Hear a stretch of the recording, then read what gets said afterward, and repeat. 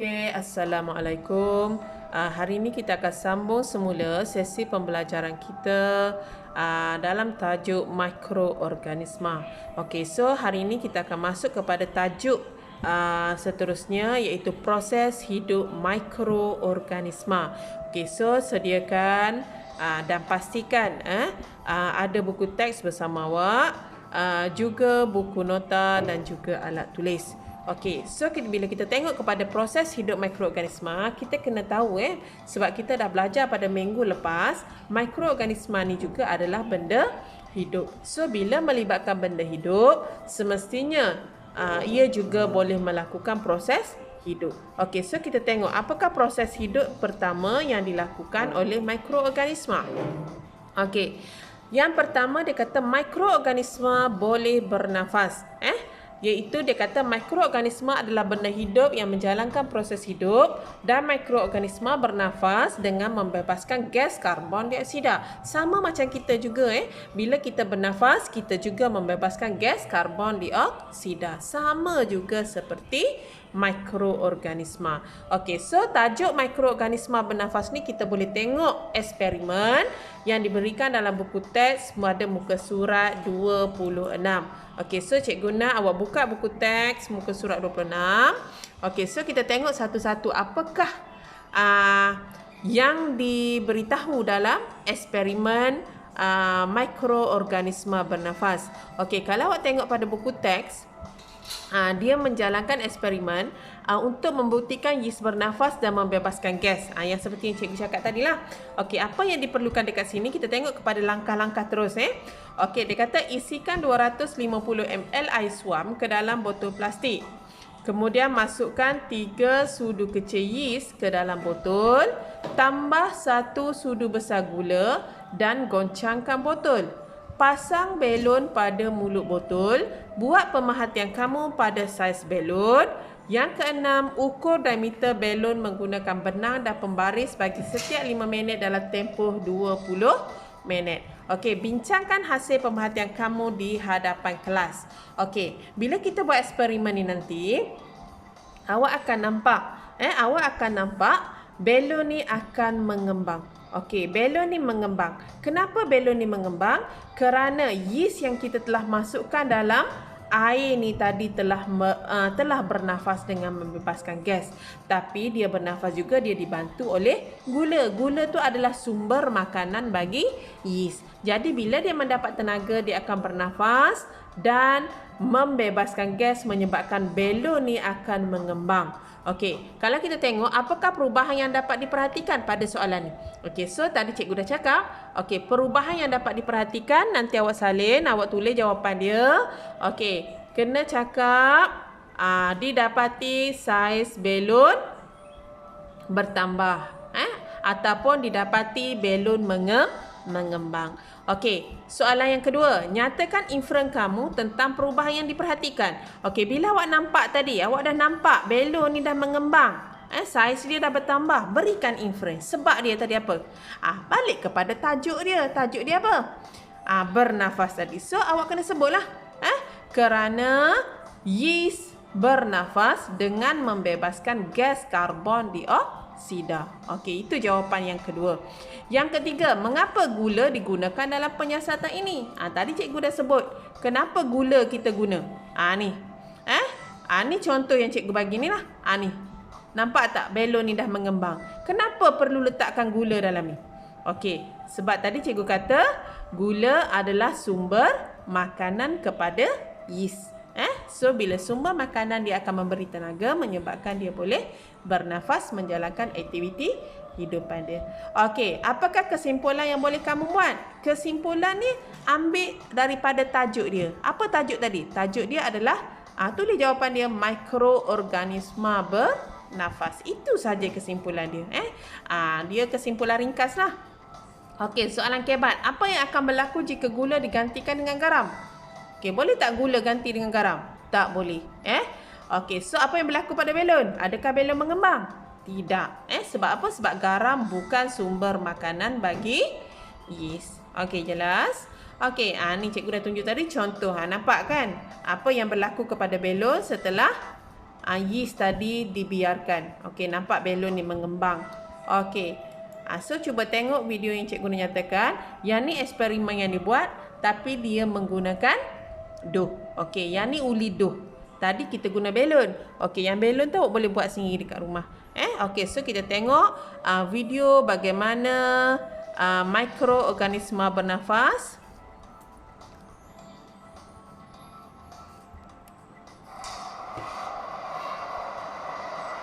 Assalamualaikum warahmatullahi wabarakatuh.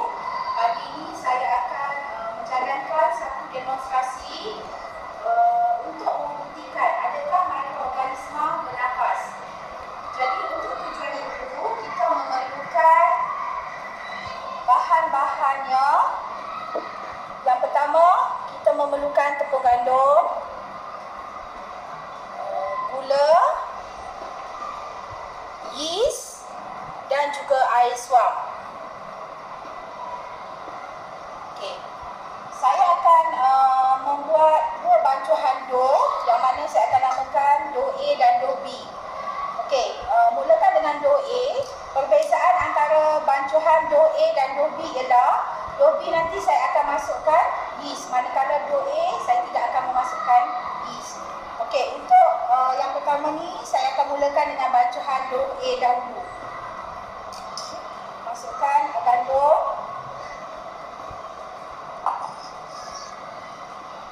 dalam satu sudu kecil gula, dan juga kita bancuh dia gaulnya dengan air suam tadi.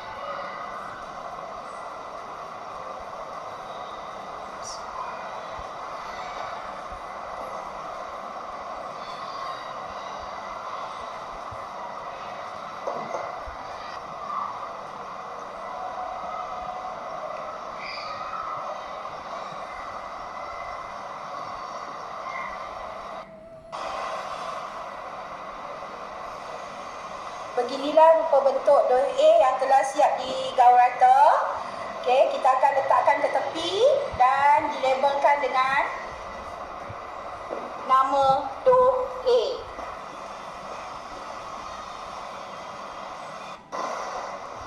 Okey, kemudian saya teruskan pula dengan bancuhan dough B. Sama juga kita masukkan tepung gandum, masukkan sedikit gula, dan juga kita masukkan yeast. Kita gaulkan bersama dengan air suam.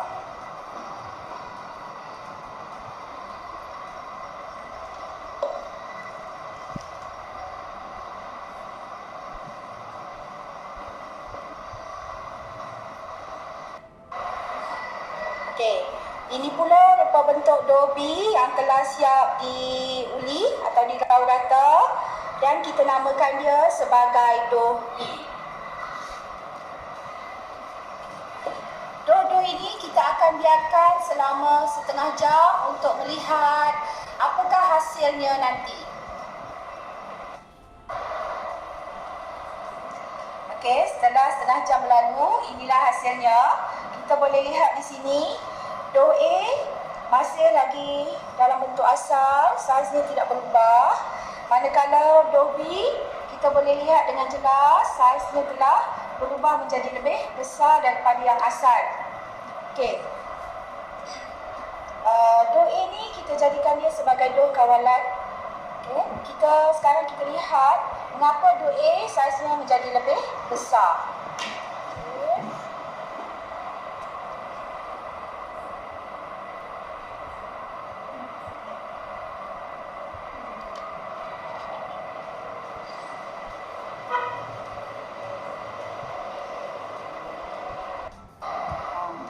Okey.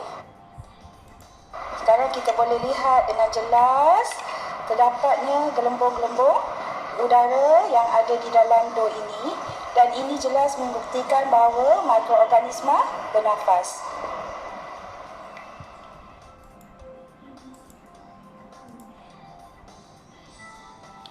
Okey. So apa yang awak saksikan tadi menunjukkan kalau awak tengok pada gambar yang ni, Dough ni ada rongga-rongga. Rongga-rongga ni sebenarnya terhasil apabila yeast tadi telah bernafas. Macam awak bernafas dalam air lah. Bila awak bernafas dalam air, okey, awak akan nampak ada gelembung. Gelembung-gelembung yang keluar nak naik ke atas. Itu menunjukkan gas yang dibebaskan telah keluar. So gas tu namanya gas karbon dioksida. Sebab tu roti kalau kita makan, kalau kita tengok kalau awak beli roti, awak akan nampak ada rongga-rongga udara pada setiap kepingan roti. Sebab itulah roti itu menjadi lembut.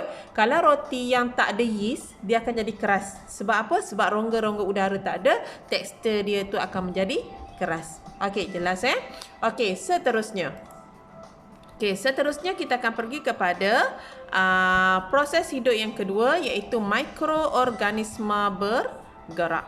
Okey, mikroorganisma yang bergerak ni biasanya adalah dari jenis protozoa. Sebab apa? Ia memerlukan medium berair untuk bergerak. Kita tahu mikroorganisma duduk dalam air. Okey, contoh organisma ni kita boleh tengok pada buku teks muka surat 27. Okey, so kita saksikan, kita tengok apa yang dapat dilihat pada buku teks muka surat 27. Okey, eksperimen yang ni bila kita nak tengok mikroorganisma jenis protozoa ke dan apa-apa, kita kena tengok guna mikroskop. Okey, so untuk melihat pergerakan dia, kita juga memerlukan mikroskop. Okey, yang ni biasanya kalau awak tengok, dia masukkan, dia titiskan air lah. Dia kata yang pertama, masukkan sedikit air kolam ke dalam bikar. Gunakan penitis untuk mengambil air kolam daripada bikar. Okey, kemudian titiskan air kolam ke bahagian atas slide kaca. Dekat dia punya tu ada Okey, kemudian langkah-langkah seterusnya awak baca, kemudian dia akan tengok di bawah mikroskop. Okey, so disuruh awak lakarkan mikro yang diperhatikan. Okey, kat sini untuk lakaran. Okey, yang ni nanti awak kena buat juga Okey, so dekat lakaran, cikgu nak awak saksikan dulu video yang ni, iaitu tentang pergerakan mikroorganisma. Kemudian cikgu nak awak lakar mikroorganisma jenis protozoa apa yang ada dalam ni. Okey, kita tengok Okey, jelas nampak tak? Itu adalah mikroorganisma jenis protozoa. Tengok dia bergerak di dalam medium berair.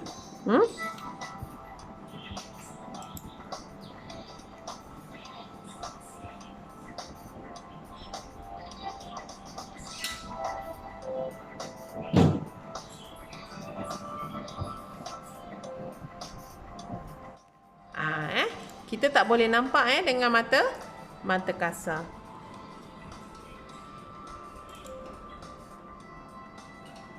Okey.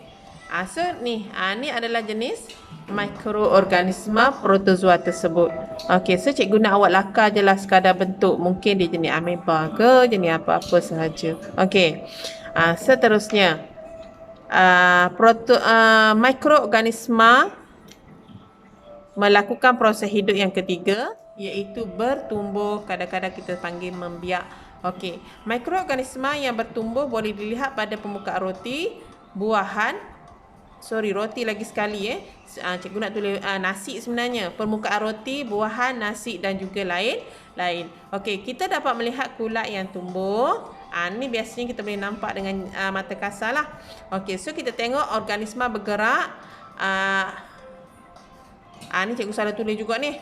Contoh organisma bertumbuh boleh dilihat dalam buku teks muka surat 28. Okey, nanti awak baiki ni bukan bergerak, ini bertumbuh. Kat sini awak ganti dengan nasi. Okey, so tengok. Ni eksperimen. Dia menggunakan kepingan roti. Okey, dia guna 3 kepingan roti. Roti A, roti B, roti C. Roti A dia sembur sekali sahaja, roti B 2 kali, roti C 3 kali. Setiap kepingan roti ni akan dimasukkan ke dalam plastik lut sinar. Okey, kemudian awak labelkanlah A ke B ke C. Kemudian dalam masa 1 minggu.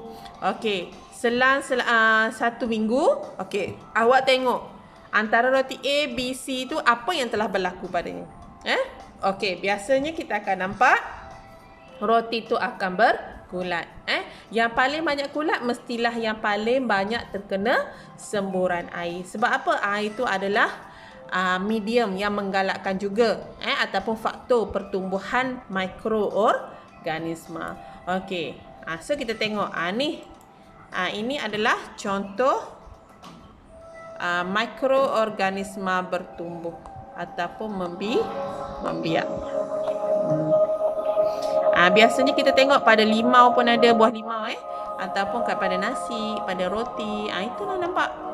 Itu adalah tumpukan-tumpukan. Tapi biasanya pada roti kita tak nampak macam ni lah. Macam ni kita nampak di bawah mikroskop sahaja. Sebab mikroskop jelas. Sebab benda tu kan dia bersifat sangat halus.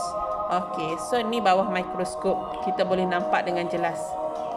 Okey, lama-lama bila dia dah matang dia akan tersebar dia punya spora dia dan akan ada tumpukan yang lain pada bahagian yang lain. Sebab tu kita tengok pada roti mula-mula tumpuk sikit je. Makin lama makin banyak, makin lama makin banyak. Sebab dia dah matang, dia akan membebaskan spora dia. Nampak tu tengok. Makin banyak dia dah keluar warna hitam. Mula-mula warna putih. Mula-mula putih, lepas tu jadi hitam. Tengok itu cara pertumbuhan mikroorganisma jenis kulat lah. Biasanya kumpulan fungi. Okey.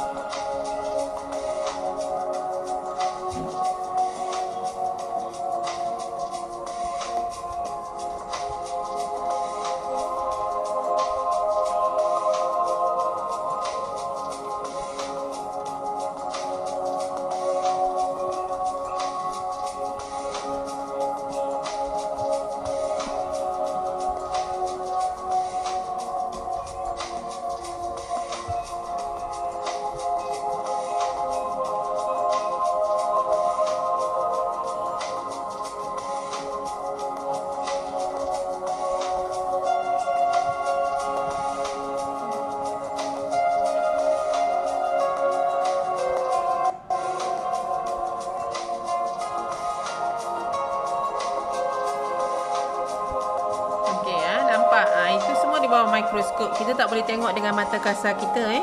Mata kasar tak nampak jelas seperti yang ni. Yang ni sangat jelas di bawah mikroskop. Nampak?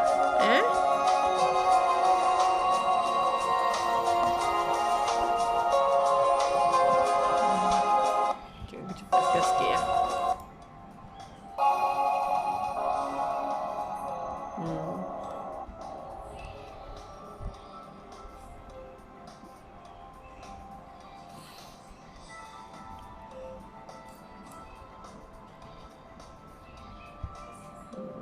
Ni jenis-jenis kulat lah ni. Okey, ni jenis-jenis fungus. Okey. So jelas Okey, so apa yang cikgu nyatakan tadi dah cikgu jelaskan. Okey, so mikroorganisma, kesimpulan, kita buat kesimpulan sekarang Okey, mikroorganisma dia boleh menjalankan proses hidup. Yang pertama iaitu boleh bernafas. Okey, bila bernafas semestinya dia akan membebaskan gas karbon dioksida. Okey, yang kedua adalah bergerak. Yang bergerak hanyalah satu sahaja, satu jenis mikroorganisma sahaja, iaitu kumpulan protozoa. Sebab apa? Sebab dia bergerak di dalam medium yang berair. Okey, yang ketiga adalah bertumbuh ataupun membiak. Yang ni biasanya kita akan tengok pada contoh fungus tadilah, fungi tadi Okey, So, di akhir pembelajaran kita hari ini, apa yang perlu dibuat untuk hari ini, cikgu nak awak salin nota proses hidup mikroorganisma yang cikgu tulis tadi. Cuma ada pembetulan tadi cikgu cakap kan, nasi cikgu tulis 2 kali. So roti 2 kali awak ganti dengan nasi. Bawah dia tu cikgu tulis yang proses hidup yang sebelum dia. Okey, so awak tukar yang tu. Okey, so salin nota. Kemudian cikgu nak awak salin eksperimen. Muka surat 26 tu kena salin. Eksperimen muka surat 27 pun salin. Eksperimen muka surat 28 pun salin. Okey, sebab cikgu dah jelaskan dengan video dengan semua tadi, cikgu nak setiap yang ada soalan tolong jawab. Macam yang soalan tadi pun pada bahagian mikroorganisma bernafas tadi cikgu dah jelaskan juga kenapa dia boleh membesar, berikan infrared, semua cikgu dah cakap. Okey, so cikgu nak awak salin, lengkapkan kerja awak hari ini, semuanya salin dalam buku nota panjang. Okey, kita akan jumpa lagi pada minggu hadapan. Terima kasih. Assalamualaikum.